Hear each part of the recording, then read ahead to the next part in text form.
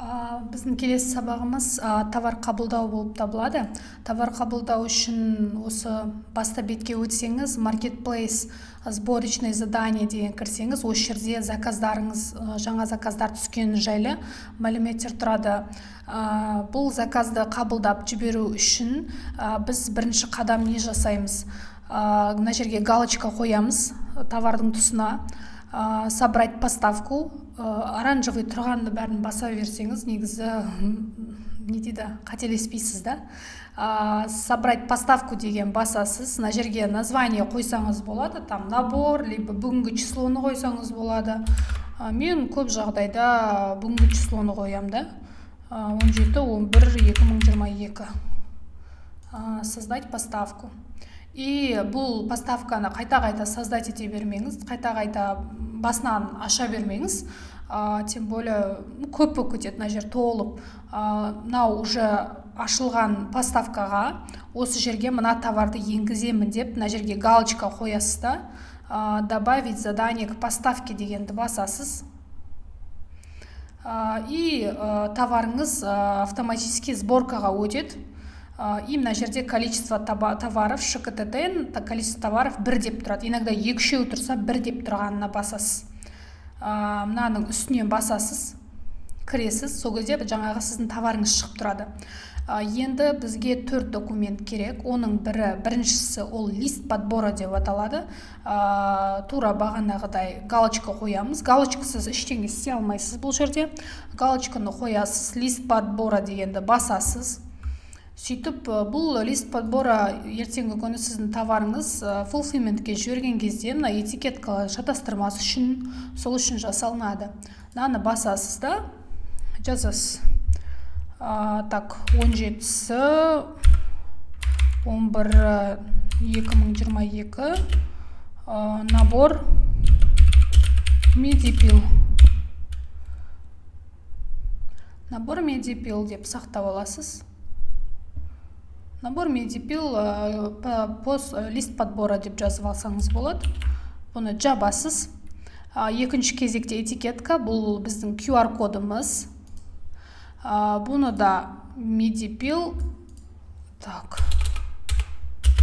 QR код.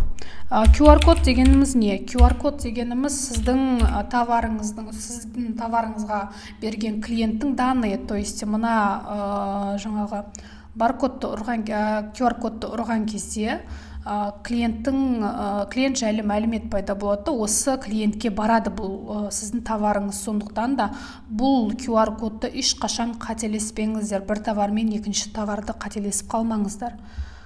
Егер шатасып қалған жағдайда қайта шығарыңыз міндетті түрде. Сохранить етеміз. Ендігі кезекте передать в поставку десек болады. Бұл бірақ соңғы этап болып келеді.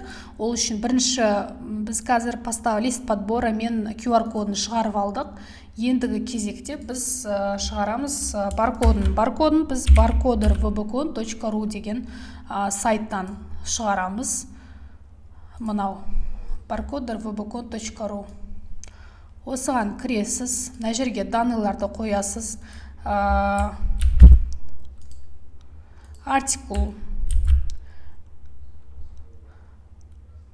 Артикул поставщика деген кейбіреулер енді мен осылай жазып қойғам, енді просто цветін жазып, кейбіреулерде енді набор медипил деп жазылып тұруы мүмкін. Бағана біз толтырдық қой. Карточка ашқан кезде Lanvin Tarpech деп жазып қойдық қой. Дәл сол данныйды толтырсаңыз болады. Бірақ штрих-код деген жерге именно артикул, то есть баркод болады. Ол данныйды сіз мына жерден көрсеңіз болады. Мысалы, мынаны басасыз. Мынау баркод товары, бұл біздің штрих-кодымыз болып келеді. Осы данныйды толтырамыз. Ал егер бағанағы біз заказ берген жағдайда, мысалға осы парфюмға заказ берген жағдайда артикул товарыға Lanvin Tarpech деп жазар едік. Енді цвет мен енді коричневый деп қойғамын. размер деген жер. Размер. Көбінде киімдерде болады размер, сондықтан да размер жазылмаған жағдайда, енді бұл товарларда размер болмайды, сондықтан да размер 0 деп жазасыз. Название товара деген тоже осы жерден көшіріп жазамыз.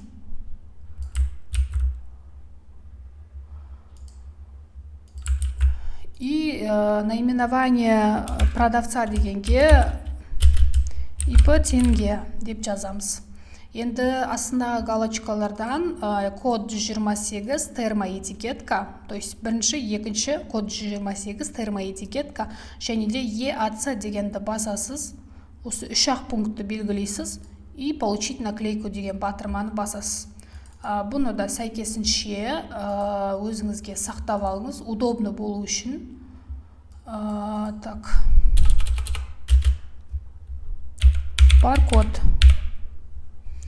Баркод деп сақтап аласыз. Болды, компьютерде барлық нелер, данныйлар сақталынды, міне, сәйкесінше. QR коды, баркоды, және де лист подборасы. Ендігі кезекте соңғы 4-ші документ, ол бізде передать доставку дегенді басқанда, мына жерде жасылдық оранжевый кнопканы басамыз, бұл поставка. Поставка деген ол міндетті түрде болу керек. Бұл поставка арқылы сіздің товарыңызды жаңағы складқа өткізеді. Бұл болмаса складқа өтпейді. Міндетті түрде біліп жүріңіздер. Ал мынау баркод. Баркод, егер сіздің товарыңыз отказ болған жағдайда, сіздің товарыңыз екендігін дәлелдейтін бірден-бір құжат болып табылады, сондықтан бұны да дұрыс толтыруға тырысыңыздар. Енді мынаны да сақтап аламыз.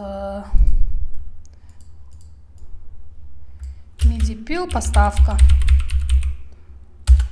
Болды, сәйкесінше дайын болған документтерді өзіңіздің fulfillmentіңізге жаңағы WhatsApp арқылы немесе Telegram арқылы жіберсеңіз болғаны. Уже товарды поставкаға жіберген соң, мына жақта сақталынады міндетті түрде. Рахмет.